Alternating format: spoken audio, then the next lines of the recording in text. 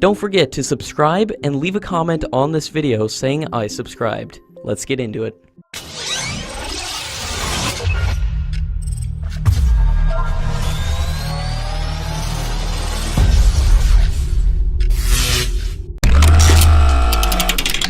The Indian High Commissioner to Fiji has said that the Indian government is holding talks with the Fiji Navy on the possibility of providing broader security support to the island country as part of a partnership to strengthen the relationship between India and Fiji.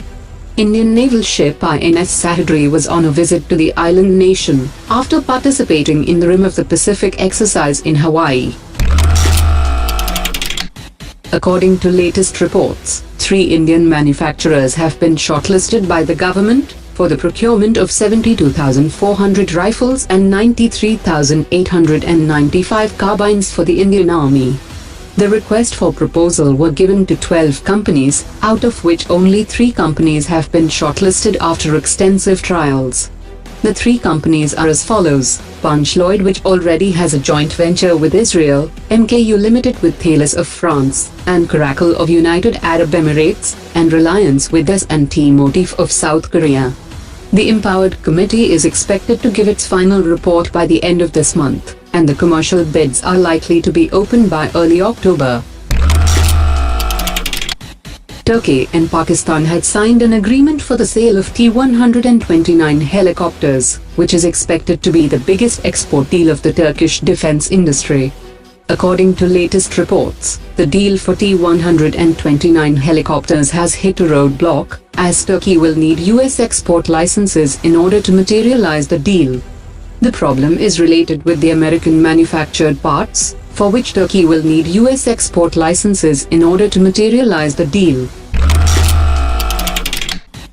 The AGNI-6 is just one test away from being officially inducted, but even though DRDO had confirmed that it has all the building blocks to develop the AGNI-6, the program is nowhere to be seen, which was supposed to be India's first MIRV-capable system with a range of 9,000 kilometers. According to reports, DRDO is also proposing to develop a new AGNI-5 with MIRV capabilities, and the AGNI-2 will also incorporate the latest technology developed for the AGNI-5. Only the K-5 and K-6 submarine-launched system have been cleared for development, which has a range of 5,000 and 6,000 kilometers respectively. India's 700 km range K-15 and 3,500 km range K-4 have been successfully tested and have been cleared for operational roles. The Indian Navy's plan to procure 12 additional P-8I maritime patrol aircraft appears to be in the cold storage, after the recent audit report by the Controller and Auditor General.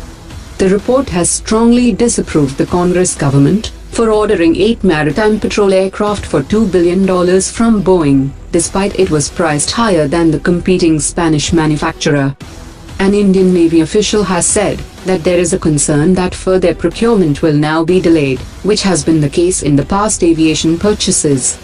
A manufacturer has said that Boeing's P-8I is the world's best maritime reconnaissance aircraft, and by comparing it to CASA, the CAG has demonstrated its ignorance and affected the defense preparedness.